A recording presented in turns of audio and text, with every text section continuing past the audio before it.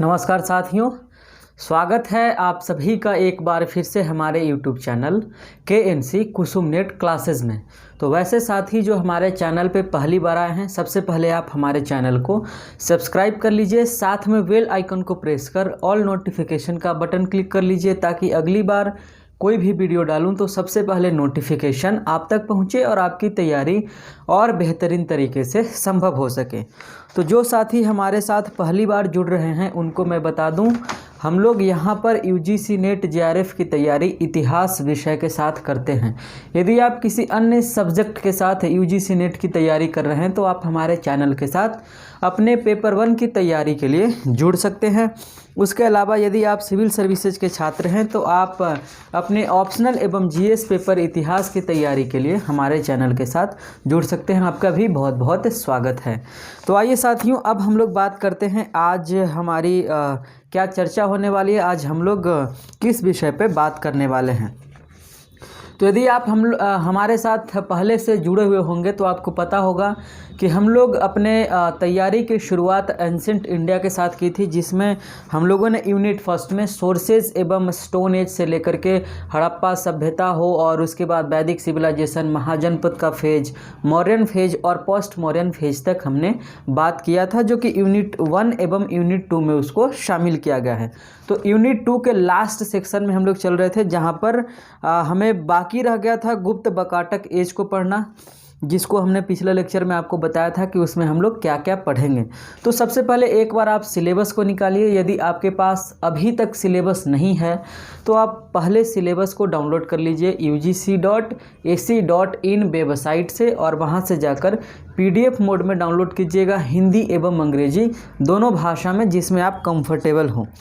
अब मानकर चल रहा हूँ कि आपके हाथ में सिलेबस है और आप यूनिट 2 में चलेंगे, तो यूनिट 2 में आप जाएंगे, लास्ट सेक्शन में आपको मिलेगा गुप्त बकाटक के, जिसमें polity, society, agrarian economy, land grants, land revenue and land rights, Gupta coins, beginning of temple architecture, emergence of Puranic Hinduism and development of Sanskrit language and literature and development in science and technology, astronomy, mathematics and medicine, यानी इतने सारे topic आपको गुप्त बकाटक as में पढ़ना है। तो हम लोग एक एक करके इसकी शुरुआत करेंगे। आज हमारा गुप्त काल पे दूसरा लेक्चर है, क्योंकि पहले लेक्चर में हम लोगों ने बात किया था कि इम्पीरियल गुप्ताज के आने से पहले, यानी गुप्त वंश की स्थापना होने से पहले भारत की राजनीतिक स्थिति क्या थी और भारत के किन हिस्सों में, कौन से हिस्से में कौन से शासक, कौन सा राजवंश शासन कर रहा था, उसके बारे में हम लोगों ने बहुत ब्रीफ में बात किया था। यदि आपने उस लेक्चर को नहीं देखा है तो आप जा करके देख सकते हैं। यूट्यूब पे आप सर्च करेंगे गुप्ता पीरियड बाय अमृतराज, तो आपको सबसे ऊपर में हमारा लेक्चर ही दिखेगा।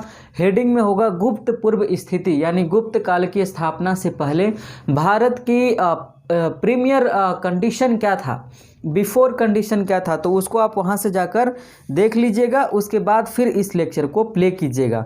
तो आज हम लोग बात करने वाले हैं, जैसा कि आपको पता होगा कि हम लोग किसी भी सिविलाइजेशन या फिर किसी भी डायनेस्टी के बारे में पढ़ते हैं तो उसको मुख्य तौर पे 5 से 6 आयाम में बांटकर पढ़ते हैं। यहाँ पर तो इन्होंने क्लियर कर दिया है कि हमें गुप्त बकाटक एज में किन किन टॉपिक पे फोकस करना है ज़्यादा, तो वो तो हम लोग करेंगे ही। लेकिन यदि हम लोग ट्रेडिशनल अप्रोच की बात करें तो हम लोग करते हैं 6 पहलुओं पर बात करते हैं। कौन कौन? पहला तो हमारा जो सोर्सेज का पहलू है, यानी उस पीरियड को, उस सिविलाइजेशन को पढ़ने के लिए हमारे पास कौन कौन से सोर्सेज अवेलेबल हैं। उसके बाद यदि कोई डायनेस्टी के बारे में पढ़ रहे हैं तो उनके बारे में वह कौन से वर्ण व्यवस्था से रिलेटेड थे, उसके बारे में बहुत सारा डिस्प्यूट रहता है हिस्टोरियन के बीच में, उसको एक बार देखेंगे कि किस ग्रुप के हिस्टोरियन का क्या मानना है। उसके बाद उसके एरिया को लेकर के भी बहुत डिस्प्यूट होता है, जैसे हड़प्पन सिविलाइजेशन को एरिया को लेकर के भी बहुत ज़्यादा डिस्प्यूट था, तो उसको भी हम लोगों ने कवर किया था। उसके बाद हम लोग पढ़ते हैं इकोनॉमिकल एक्सपेक्ट को, यानी कि उस समय के आर्थिक पहलू क्या थे, और आर्थिक पहलू में हम लोग पढ़ेंगे क्वाइंस था या नहीं था। उसके साथ साथ व्यापार एवं वाणिज्य के बारे में, वैदेशिक व्यापार की क्या स्थिति थी, आंतरिक व्यापार की क्या स्थिति थी, इंटरनल एंड एक्सटर्नल ट्रेड, दोनों के बारे में हम लोग एक एक करके चर्चा करते हैं। उसके बाद सोशल कंडीशन पढ़ते हैं, तो सोशल कंडीशन में सारी चीज़ें आती है, रिलीजियस कंडीशन क्या है, कल्चरल कंडीशन क्या है, महिलाओं की स्थिति क्या है, शूद्रों की स्थिति क्या है, ब्राह्मणों की स्थिति क्या है, इन तमाम चीज़ों के बारे में हम लोग सोशल कंडीशन के अंतर्गत पढ़ते हैं। उसके बाद हम लोग पॉलिटिकल सिचुएशन को पढ़ते हैं, जिसमें कौन से शासक ने कहाँ पर अभियान किया, किस ईस्वी में कौन सा संवत जारी किया, उसके बारे में उसमें चर्चा होती है। और उसके बाद एक पहलू और है हमारा जो कि कल्चरल कंडीशन है, जो कि हमने आपको बता दिया। तो यह तमाम तरह के पहलू हैं जिस पे हम लोग एक एक करके चर्चा करते हैं। तो आज हम लोग पहले चर्चा करेंगे सोर्सेज के बारे में, उसके बाद उनके कौन से वर्ण व्यवस्था से रिलेटेड थे वो, और उसके बाद उनके एरिया को लेकर के क्या डिस्प्यूट है उसके बारे में चर्चा करेंगे। उसके बाद एक एक करके हम लोग धीरे धीरे से चर्चा करेंगे। आपकी शिकायतें आती है कि हिस्ट्री पे वीडियोज़ नहीं जा रहे हैं, तो ध्यान रखिएगा। अभी पेपर 1 हम लोग टीचिंग एप्टीट्यूड कवर कर रहे हैं, तो एक ही साथ सारा करना मुश्किल होता है। तो कभी पेपर 1 जाएगा, कभी हिस्ट्री जाएगा। आप आराम से एकदम इत्मीनान के साथ पढ़ते रहिए। तो चलिए फिर लेक्चर की शुरुआत करते हैं। हेडिंग दे दीजिए आप इंपीरियल गुप्ताज, ठीक है, साम्राज्यवादी गुप्त। यदि हिंदी में आप पढ़ते हैं तो, अंग्रेजी में पढ़ते हैं तो इंपीरियल गुप्ताज। इसके टाइम फ्रेम की यदि बात की जाए तो इनका टाइम फ्रेम है 319 एडी से लेकर 550 एडी तक, ठीक है। अब ध्यान रखिएगा 319 एडी है, यहाँ से चंद्रगुप्त प्रथम को काउंट किया जाता है। और इससे पहले भी शासक हैं, घटोत्कच हैं, जो कि गुप्त वंश के फाउंडर के तौर पे जाना जाता है उन्हें, लेकिन उनके सोर्सेज हमारे पास अवेलेबल नहीं है। इसलिए गुप्त वंश का जो टाइम फ्रेम माना गया है वह 319 से लेकर के 550 एडी तक माना गया है। अब हम लोग एक एक करके चर्चा करते हैं कि आखिर सोर्सेज क्या होते हैं। तो यदि आपने हमारे सोर्सेज वाले लेक्चर को देखा होगा, जो सबसे पहले हम लोग जब तैयारी की शुरुआत कर रहे थे, तो वहाँ पर हम लोगों ने 3 लेक्चर में मुख्य तौर पे सोर्सेज पर ही बात किया था। तो सोर्सेज वाले लेक्चर को यदि आपने देखा होगा तो हमने वहाँ पर बताया था कि एंशिएंट हिस्ट्री में नहीं बल्कि पूरे हिस्ट्री की बात की जाए तो मुख्य तौर पे हमारे पास 3 तरह के सोर्सेज होते हैं। एक तो आर्कियोलॉजिकल सोर्सेज होते हैं, दूसरा हमारे पास लिटरेरी सोर्स होते हैं, और तीसरा हमारे पास फॉरेन अकाउंट्स होते हैं, जिसको हिंदी में आप विदेशी वृत्तांत कहते हैं। यानी जो भी विदेशी राइटर चल कर के आते हैं या फिर ट्रैवलर चल कर के आते हैं, तो भारत के व्यवस्था को देखने के बाद, ऑब्जर्व करने के बाद वो लोग अपना एक अकाउंट जारी करते हैं, अपना एक किताब लिखते हैं, जो आगे चल करके हमारे लिए सोर्स के तौर पे काम करता है। तो मुख्य तौर पे हमारे पास 3 तरह के सोर्सेज हैं। तो गुप्त वंश के अध्ययन करने के लिए हमारे पास पहला जो सोर्स है वो है आर्कियोलॉजिकल सोर्स। और आर्कियोलॉजिकल सोर्स के बारे में यदि आपने लेक्चर को नहीं देखा है तो निश्चित तौर पर आपको देखना चाहिए।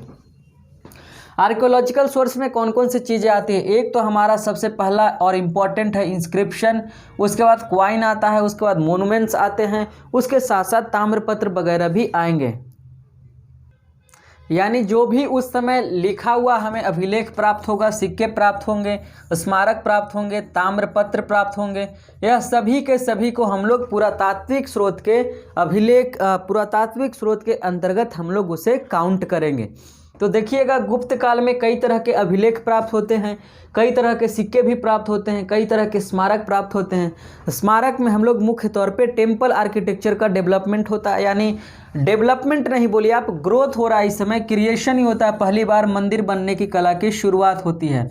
तो उसके बारे में भी यहाँ पर हम लोग अध्ययन करेंगे, किस मंदिर का निर्माण किसने करवाया था, किस देवता का मंदिर था, और उसका क्या क्या काम था, कितने रिवेन्यू प्राप्त होते थे। इन तमाम चीज़ों के बारे में एक एक करके हम लोग चर्चा करेंगे। तो सबसे पहले इसमें जान लेते हैं मुख्य तौर पे अभिलेख की यदि बात की जाए तो अभिलेख यहाँ पर कौन कौन से हैं। सबसे इम्पोर्टेंट अभिलेख जो है गुप्त वंश के अध्ययन के लिए वह है प्रयाग प्रशस्ति। ठीक है, प्रयाग प्रशस्ति आप लिख लें। प्रयाग प्रशस्ति दरअसल चंपू शैली में लिखा गया था और हरिसेन ने लिखा था। ठीक है, तो हम लोग जब समुद्रगुप्त को पढ़ेंगे, देखिए दरअसल प्रयाग प्रशस्ति समुद्रगुप्त के फेज का है, यदि आप लिखना चाहें तो लिख सकते हैं। तो जब हम लोग समुद्रगुप्त के बारे में पढ़ेंगे, उनके राजनीतिक इतिहास के बारे में, तो सबसे पहले हम लोग पढ़ेंगे समुद्रगुप्त के समय के गुप्त वंश को अध्ययन करने के लिए हमारे पास कौन कौन अभिलेख हैं, कौन कौन से सोर्सेज हैं। तो यहाँ पर केवल हम लोग नाम की चर्चा करेंगे, वहाँ पर जब हम लोग चलेंगे तो प्रयाग प्रशस्ति के पूरे डिटेल के बारे में बात करेंगे कि आखिर उसमें कौन कौन सी चीज़ों को शामिल किया गया है। चलिए, तो प्रयाग प्रशस्ति लिख लीजिए, समुद्रगुप्त का है। उसके बाद चंद्रगुप्त सेकंड का है मेहरौली लौह स्तंभ अभिलेख। ठीक है, मेहरौली लौह स्तंभ अभिलेख जो अभी दिल्ली में है, आप कुतुब मीनार के बगल में जाएंगे तो आपको दिख जाएगा। उसके बाद मथुरा का अभिलेख है, बिलसद अभिलेख है, सांची का अभिलेख है, तुमैन का अभिलेख है। देखिए यहाँ पर गढ़वा से भी 2 शिलालेख प्राप्त हुए हैं, उसके अलावा मंदसौर से प्राप्त हुए हैं। उसके बाद आगे बात की जाए तो दामोदरपुर से प्राप्त है। स्कंदगुप्त के फिर कई अभिलेख हैं, जैसे जूनागढ़ अभिलेख जो कि संस्कृत में जारी किया गया था, पहला अभिलेख, तो उसके बारे में भी हम लोग चर्चा करेंगे। उसके बाद भीतरी स्तंभ लेख है, कौहम स्तंभ लेख है। उसके बाद और बात की जाए लगभग इसमें 50 अभिलेख के आसपास हैं जिसके बारे में आपको पढ़ना है। तो एक एक अभिलेख के बारे में हम लोग नहीं पढ़ेंगे क्योंकि जहाँ से सवाल पूछे जाते हैं वहाँ पर हम लोग ज़्यादा चर्चा करेंगे। लेकिन जानकारी के लिए बता दूँ, इसमें बहुत सारे अभिलेख प्राप्त होते हैं। बिहार स्तंभ लेख है, इंदौर पत्र ताम्र अभिलेख है, उसके बाद सुपिया का लेख है, गढ़वा शिलालेख है। ये तमाम तरह के अभिलेख एवं शिलालेख इस समय जारी किए गए थे, जिसके माध्यम से हम लोग पता कर सकते हैं कि उस समय गुप्तों का साम्राज्य विस्तार कहाँ कहाँ तक था। उसके अलावा अभिलेख के माध्यम से हम लोग उनके आर्थिक दशा एवं वैदेशिक संबंध के बारे में भी जानकारी प्राप्त करते हैं। सिक्कों की यदि बात की जाए तो सबसे ज़्यादा सिक्के जारी करवाए थे चंद्रगुप्त सेकंड ने। ठीक है, चंद्रगुप्त सेकंड के कई प्रकार के सिक्के हैं जिसके बारे में हम लोग एक एक करके चर्चा करेंगे। जैसे उदाहरण के तौर पे बात की जाए, समुद्रगुप्त के सिक्के हैं, गरुड़ प्रकार के सिक्के हैं, गरुड़ ध्वज प्रकार के सिक्के हैं, धनुर्धारी हैं, परशु प्रकार के सिक्के हैं, कुमार देवी के सिक्के हैं। यह तमाम तरह के सिक्के उस समय जारी किए गए थे। तो सभी शासकों ने अपने अलग अलग सिक्के जारी किए हैं। तो जब हम लोग एक एक शासक को स्पेसिफाई करके पढ़ेंगे तो वहाँ पर उनके तमाम चीज़ों को एक एक करके अध्ययन करेंगे हम लोग, इसलिए आप घबराइएगा नहीं। तो पुरातात्विक स्रोत के अंतर्गत इतनी सारे बातें थी। यदि स्मारक की बात की जाए तो इसमें कुछ इम्पॉर्टेंट हैं मंदिर के बारे में, जैसे भूमरा का शिव मंदिर है, इसके बारे में चर्चा होगी। नाचना कुठारा मध्य प्रदेश में है, इसका जो मंदिर है उसके बारे में चर्चा होगी। दशावतार मंदिर, भीतर गांव का स्तंभ अभिलेख या मंदिर आप बोलो, स्तंभ अभिलेख भी मिला है और मंदिर भी मिला है। तिगवा का विष्णु मंदिर मिला है, अहोल का, जो कि एहोल के पास का जगह है, एक लाडखान, ठीक है, लाडखान से एक मंदिर प्राप्त हुआ है और उस मंदिर के बारे में हम लोग चर्चा करेंगे कि किस शासक ने उस मंदिर को बनाया था और उससे कितने रिवेन्यू प्राप्त होते थे, और उसके माध्यम से हम लोग पता कर सकते हैं कि उस समय किस धर्म के मानने वाले लोगों की स्थिति कैसी थी। क्योंकि अक्सर आप देखोगे कि शासक जिस धर्म को मानने वाला रहता है उस दौर में उस धर्म की स्थिति, उस धार्मिक लोगों की स्थिति बहुत ही मजबूत होती है। तो यहाँ पर देखेंगे फिर से एक बार हिंदुज़म का उदय होता है, फिर से एक बार वर्णा व्यवस्था क्लाइमेक्स पे जाता है और वहाँ से जो चीज़ें इस्टेब्लिश होगी वह आज तक यानी 2020 तक लगातार बनी हुई रहेगी। तो ध्यान रखिएगा, यह बहुत इंपॉर्टेंट फेज है, ठीक है, बहुत ही ज़्यादा इंपॉर्टेंट फेज है। यदि आज के भारत को समझना है तो गुप्त काल को आप एक बार पढ़िए और ज़रूर समझिए। वहाँ पर जो चीज़ों की स्थापना की गई वह आज तक हमारे समाज में कंटिन्यू चल रहा है। चलो, यह तो पूरा तात्विक यानी आर्कोलॉजिकल सोर्सेज की बात हो गई। अब आर्कोलॉजिकल सोर्सेज के बाद हम लोग बात करते हैं लिटरेरी सोर्सेज के बारे में। लिटरेरी सोर्सेज में हमने आपको बताया था कि इसमें मुख्य तौर पे 2-3 तरह के सोर्सेज होते हैं। एक तो धार्मिक सोर्स होता है और दूसरा अधार्मिक, जो कि गैर धार्मिक सोर्स, जिसको नास्तिक मानने वाले लोग लिखते हैं, ठीक है, नास्तिक संप्रदाय के लोग। लेकिन यहाँ पर गैर धार्मिक स्रोत आपको मिलेंगे नहीं। तो यहाँ पर हमने साहित्यिक स्रोत को 2 हिस्सों में बांटा है। पहला जो हमारा नेटिव अकाउंट है, जो देसी साहित्य है, यानी भारत के लेखकों के द्वारा जो लिखा गया है उसे देसी साहित्य यहाँ पर हमने कहा है। उसके अलावा एक विदेशी साहित्य है जो कि भारत से बाहर से चल कर के लोग आ रहे हैं, उन्होंने जो अकाउंट दिया, जिसको फॉरेन अकाउंट कहते हैं आप, उसे भी हमने यहीं पर शामिल किया है साहित्यिक स्रोत में ही। तो यहाँ पर देखिए, देसी अकाउंट की बात की जाए तो मुख्य तौर पे हमारे पास है पुराण, और टोटल पुराण की संख्या 18 है। लेकिन गुप्त वंश के बारे में जानकारी हमें मुख्य तौर पे 3 पुराणों से प्राप्त होती है। कौन कौन? विष्णु पुराण, वायु पुराण और ब्रह्मांड पुराण, यानी यह 3 पुराण हैं जो हमें गुप्त वंश की जानकारी प्रदान करते हैं। नाम जरूर याद रखिएगा साथियों। चलिए, उसके बाद आगे बात करते हैं देवीचंद गुप्तम के बारे में देखिए, देवीचंद गुप्तम एक प्रकार का नाटक है जिसमें बताया गया है रामगुप्त के बारे में, जो कि गुप्त वंश का एक शासक है। हालांकि उसके बारे में जिक्र नहीं है, कहीं पर कोई अभिलेख नहीं है, लेकिन ऐसा माना जाता है कि रामगुप्त नामक भी एक शासक हुआ था। उसके बारे में जानकारी प्राप्त होती है देवीचंद गुप्तम से। इसके राइटर का नाम है विशाख दत्त। देखिए, इस तरह का सवाल आपसे मिलान वाले क्वेश्चन में पूछा जाता है, यानी एक तरफ 4 राइटर का नाम रहेगा, दूसरे तरफ उनके साहित्यिक रचनाओं का, उनके किताबों का नाम रहेगा। तो आपको एग्जैक्ट मिलाना होता है। आप मिलान कीजिए कि निम्न में से कौन सही है, या फिर आपसे सवाल और टफ करके पूछा जाता है कि निम्नलिखित में से कौन सा मिलान गलत है। ठीक है, तो जब तक आप पूरा याद नहीं रखेंगे तब तक आप फिर बना नहीं पाएंगे। उसके बाद देखिए, दूसरे तौर पे बात की जाए तो दूसरा है कालिदास की रचनाएं। कालिदास इस समय आएंगे, और कालिदास ने जितनी भी चीज़ें लिखी है संस्कृत में लिखी है, तो कालिदास की रचनाएं गुप्त वंश के सोर्सेज के तौर पे काम करती है।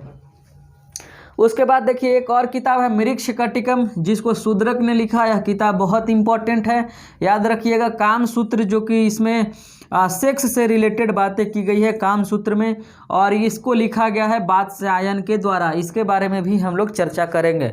उसके बाद देखिए, विदेशी साहित्य की बात की जाए तो इस समय चंद्रगुप्त सेकंड विक्रमादित्य के दरबार में एक व्यक्ति चल करके आता है जिसका नाम है फाहियान, जो कि चाइना का रहने वाला है, चीन का रहने वाला है। तो फाहियान का जो विवरण है वह भी हमें इसमें गुप्त वंश के अध्ययन के लिए मददगार साबित होता है, यानी एक सोर्स के तौर पे काम करता है। दूसरा वेनसांग का विवरण है। वेनसांग हर्षवर्धन के समय चल करके आता है, और हर्षवर्धन 550 के बाद आएगा, बेशक 550 से पहले ही आ जाएगा। हाँ, तो लास्ट का जो गुप्त का फेज है, तो लास्ट दौर में हर्षवर्धन और गुप्त वंश का कॉन्टेम्प्ररी शासन चलता है। तो जब हर्षवर्धन के दरबार में आता है तो उस समय गुप्त वंश को भी वह देखता है, इसीलिए जो वेनसांग का विवरण है वह हमें गुप्त वंश के अध्ययन में भी मददगार साबित होता है, मदद करता है। उसके बाद अब हम लोग बात करते हैं वर्ण व्यवस्था के बारे में, यानी कि जो गुप्त थे वह किस वर्ण के थे। इसको लेकर के बहुत ही ज़्यादा डिबेट है सभी हिस्टोरियन के बीच में, लेकिन मान्य मत यही है कि गुप्त वंश के लोग जो थे वह वैश्य थे। ठीक है, वैश्य जो कि एक वर्ण व्यवस्था का तीसरे नंबर का सिस्टम है। ब्राह्मण, क्षत्रिय, वैश्य एवं शूद्र। ठीक है, तो यह सोर्सेज के बारे में बात हो गई। अब आप हेडिंग दीजिए कि गुप्त वंश के लोग जो किस वर्ण के थे। शूद्र के बारे में यदि बात की जाए, कुछ इतिहासकार हैं जो गुप्त वंश के शासकों को शूद्र मानते हैं। कौन कौन है वो लोग? उनका नाम है केपी जायसवाल। लेकिन केपी जायसवाल ने जो लॉजिक दिया है वह लॉजिक बिल्कुल ही असंगत प्रतीत होता है, इसीलिए गुप्त वंश के बारे में माना जाता है कि वो लोग शूद्र नहीं थे। हालांकि केपी जायसवाल ने पूरी कोशिश की है उसको साबित करने की, और उसके लिए जो उन्होंने सहायता लिया है वह लिया है एक नाटक का, और उस नाटक का नाम है कौमुदी महोत्सव। नाटक का नाम याद रखिएगा, क्योंकि आपसे सवाल पूछा जाए कि केपी जायसवाल ने गुप्तों को शूद्र साबित करने के लिए किस नाटक का सहारा लिया था, तो नाम क्या है नाटक का? कौमुदी महोत्सव। ठीक है, यह एक नाटक है, इसी के आधार पे उन्होंने साबित करने की कोशिश की थी। एक और है चंद्रगोमिन का व्याकरण। ठीक है, चंद्रगोमिन का व्याकरण, इसको भी आप लिख लीजिए, चंद्रगोमिन का व्याकरण। यानी इन दो किताबों के आधार पर केपी जायसवाल, पूरा नाम है काशी प्रसाद जायसवाल नामक इतिहासकार ने यह साबित करने की भरपूर कोशिश की कि गुप्त वंश के लोग शूद्र वर्ण से थे, शूद्र वर्ण से संबंधित थे। लेकिन अंत में चल करके इनके बात को काटा गया, और यह बात पूरी तरह से असंगत प्रतीत होती है। तो जिन्होंने काटा है उनका नाम है जे.एस. नेगी। जे.एस. नेगी इलाहाबाद विश्वविद्यालय के प्रोफेसर हुए हैं। उन्होंने केपी जायसवाल के लॉजिक को काटा, यानी कि फिर जब लॉजिक को काटा तो उन्होंने जो शूद्र कहा था यह बात बिल्कुल पूरी तरह से गलत साबित हो गई। उसके बाद दूसरे नंबर पे बात करें तो एलन एवं एस.के. आयंगर, और साथ ही साथ आर.एस. शर्मा जो कि एंशिएंट इंडिया के सबसे प्रसिद्ध इतिहासकार हैं। रामशरण शर्मा, रोमिला थापर हैं, और उसके साथ साथ ए.एस. अल्टेकर हैं। यह सभी के सभी बड़े हिस्टोरियन हैं। इन लोगों का मानना है कि गुप्त वंश के लोग वैश्य थे, वैश्य वर्ण के थे। ठीक है, वैश्य वर्ण के थे और यह बात सबसे ज़्यादा प्रासंगिक भी मालूम होती है, इसलिए इस बात को सही भी माना गया है, ध्यान रखिएगा। उसके बाद क्षत्रिय होने की बात दरअसल दो हिस्टोरियन हैं, एक का नाम है सुधाकर चट्टोपाध्याय और दूसरे का नाम है आरसी मजूमदार और तीसरे का नाम है गौरी शंकर हीराचंद्र ओझा। ठीक है, गौरी शंकर हीराचंद्र ओझा हिस्टोरियन का नाम याद रखिएगा साथियों। आपको मैं इतना डिटेल में इसलिए बताता हूँ ताकि आप यूजीसी नेट के एग्जाम में आपसे डिटेल में सवाल पूछा जाता है तो वो लोग आपसे एक्सपेक्ट करते हैं कि आप उस चीज़ को डिटेल में जानते हैं या नहीं जानते हैं, तो आप उतना तक तैयारी कर पाते हैं तो आगे एग्जामिनेशन में आपको बहुत ही ज़्यादा मदद मिलेगा, आप जेआरएफ कर लोगे। ठीक है, तो चलो क्षत्रिय होने की बात किन्होंने कही है, एक सुधाकर चट्टोपाध्याय हैं, एक आरसी मजूमदार हैं, एक गौरी शंकर हीराचंद्र ओझा हैं। उसके बाद ब्राह्मण होने की बात की चर्चा की जाए तो ब्राह्मण होने की बात धारण गोत्र की वजह से ऐसा कहा गया है। इसको कौन हिस्टोरियन ने माना है, नाम उनका आइडेंटिफाई नहीं किया गया है, यानी किसी भी प्रोफेशनल हिस्टोरियन ने इन्हें ब्राह्मण नहीं माना है। यानी तीन ही जगह पे डिबेट है, या तो शूद्र या वैश्य या फिर क्षत्रिय, और यदि इन तीनों में आपको एक चूज करना हो तो आप वैश्य को चूज कीजिएगा। ठीक है, लेकिन जानकारी के लिए आप सभी को याद रखिएगा, समझने की कोशिश कीजिएगा। तो दरअसल ये लोग धारण गोत्र के मानने वाले थे, इसीलिए इनको ब्राह्मण माना गया है कुछ लोगों के द्वारा। अब देखिए, वर्ण व्यवस्था को लेकर के जो डिबेट थी वह यहाँ पर समाप्त हो गई, लेकिन आगे चल करके हिस्टोरियन के बीच में एक नया डिबेट खड़ा हो गया और वह डिबेट यह था कि गुप्त वंश के लोग मूल तौर पे कहाँ के रहने वाले थे। ठीक है, या बंगाल के थे, बिहार के थे, मगध के क्षेत्र के थे, या फिर उत्तर प्रदेश के हिस्से के थे, या राजस्थान के हिस्से के थे। क्योंकि भारत इतना बड़ा था तो आखिर गुप्त वंश के जो फाउंडर हैं या गुप्त वंश के शासक हैं वह मूल तौर पे किस क्षेत्र के रहने वाले हैं, इसको लेकर के एक बहुत ही भयंकर डिबेट हुआ। तो उसको एक बार देख लेते हैं। डिबेट तीन ही जगह पे है, कुछ लोगों का मानना है कि वह बंगाल के थे, कुछ लोगों का मानना है कि मगध यानी बिहार के इलाके के थे, और कुछ का मानना है कि पूर्वी उत्तर प्रदेश के इलाके के थे। तो किनका क्या मानना है एक बार आप उसे भी नोट डाउन कर लीजिए। पहले का नाम है एलन। ठीक है, एलन नामक हिस्टोरियन हैं, गांगुली हैं और आरसी मजूमदार हैं। ठीक है, इन तीनों ने माना है कि बंगाल के मानने वाले लोग हैं। ऐसे आप देखो कि जब भारत आज़ाद हुआ तो फ्रीडम मूवमेंट यानी फ्रीडम स्ट्रगल का हिस्ट्री लिखने के लिए सबसे पहली बार आरसी मजूमदार, जिनको रमेश चंद्र मजूमदार कहा जाता है, उनको बुलाया गया। तो इन्होंने जो इतिहास लिखा उसमें बंगाल को इन्होंने सेंटर में रखा और बंगाल की बहुत ज़्यादा अप्रिसिएशन किया, इसलिए आगे चल करके इनको बायस्ड माना गया और वहाँ से हटा दिया गया। उसके बाद फिर डॉक्टर ताराचंद को रखा गया और डॉक्टर ताराचंद ने लगभग 4 वॉल्यूम में पूरे मॉडर्न इंडिया को लिखा है। आपको कभी मौका मिले तो आप ज़रूर पढ़िएगा, बहुत ही शानदार किताब है। यदि आप मॉडर्न इंडिया पे रिसर्च कर रहे हो तो 2-4 हिस्टोरियन का किताब आप ज़रूर पढ़िए। ठीक है, उसमें ताराचंद भी हैं जो 4 वॉल्यूम में आता है, उसको आप पढ़ने की कोशिश कीजिएगा। चलिए, उसके बाद बंगाल के मानने वाले ये लोग थे। उसके बाद मगध को जो मानने वाले लोग थे उसमें कोई हिस्टोरियन नहीं है प्रोफेशनली, बल्कि विष्णु पुराण एवं वायु पुराण के आधार पर यह निर्णय निकाला जाता है, यह निर्णय लिया गया कि गुप्त वंश के लोग मगध क्षेत्र के रहने वाले थे। उसके बाद एस.आर. गोयल नामक इतिहासकार हुए, जिनका कहना था कि गुप्त वंश के लोग मुख्य तौर पे पूर्वी उत्तर प्रदेश के रहने वाले थे। तो इस तरह से डिबेट हुआ उनके प्लेस को लेकर के, लेकिन आप इसमें कोई भी फाइनल कंक्लूजन नहीं है। आप देखो कि पूरा का पूरा एरिया उनके अंदर में था। ठीक है, इसीलिए आप इन तीनों डिबेट को याद रखिएगा, हिस्टोरियन को नाम याद रखिएगा, इसमें आपको और ज़्यादा कुछ करने की आवश्यकता नहीं है। तो साथियों, आज हमने बात किया इंपीरियल गुप्ताज के सोर्सेज के बारे में, सोर्सेज आर्कोलॉजिकल लिटरेरी सोर्सेज, उनके वर्ण व्यवस्था से संबंध के बारे में, और साथ ही साथ वह किस प्लेस के यानी कहाँ के रहने वाले थे उसके बारे में हम लोगों ने चर्चा किया। तो आज के लेक्चर को हम लोग यहीं पर समाप्त करते हैं। यदि वीडियो पसंद आए तो आप इसको लाइक कीजिएगा, कमेंट करके अपने सुझाव ज़रूर प्रस्तुत कीजिएगा। उसके अलावा आप अपने दोस्तों के साथ इस वीडियो को शेयर ज़रूर कीजिएगा।